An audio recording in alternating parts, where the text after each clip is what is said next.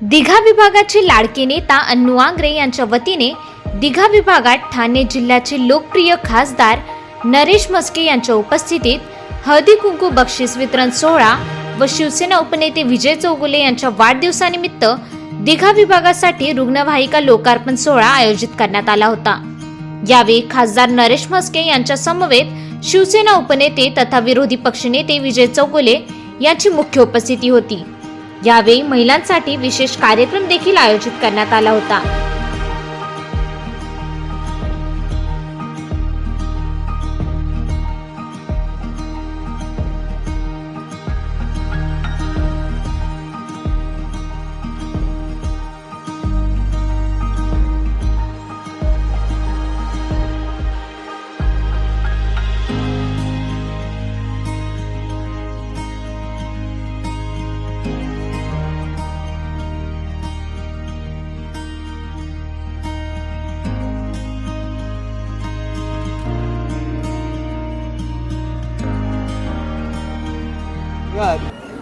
यापूर्वीच चौगुले साहेबांनी फटाके लावले होते।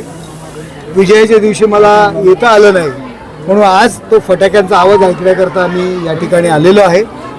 चौगुले साहेबांच्या वाढदिवसानिमित्त या ठिकाणच्या लोकांकरता, नागरिकांकरता, गरजवंतांकरता एक ॲम्ब्युलन्स लोकार्पण, अत्याधुनिक अशी ॲम्ब्युलन्स रुग्णवाहिका आम्ही लोकांच्या सेवेसाठी दिलेली आहे आणि तिचं लोकार्पण करण्याकरता आणि चौगुले साहेबांनी जो निवडणुकीच्या विजयाचा जो फटाका लावला होता त्याचा आवाज ऐकण्यासाठी या दिघा गावात आलेलो आहे। आज दिघा विभाग इथे हळदी कुंकूचा कार्यक्रम आयोजित करण्यात आला होता आणि त्याचप्रमाणे महिलांची इथे तुम्ही उपस्थितीत पाहिली। या विभागामध्ये ॲम्ब्युलन्सची सुखसुविधा नव्हती, सो चांगल्या प्रकारच्या सुखसुविधा कशा भेटाव्या ह्या पॅनलच्या नगरसेवकांनी ठरवलं आणि त्यांनी एक ॲम्ब्युलन्स आयोजित केली आहे की ह्या प्रभागाच्या नागरिकांसाठी।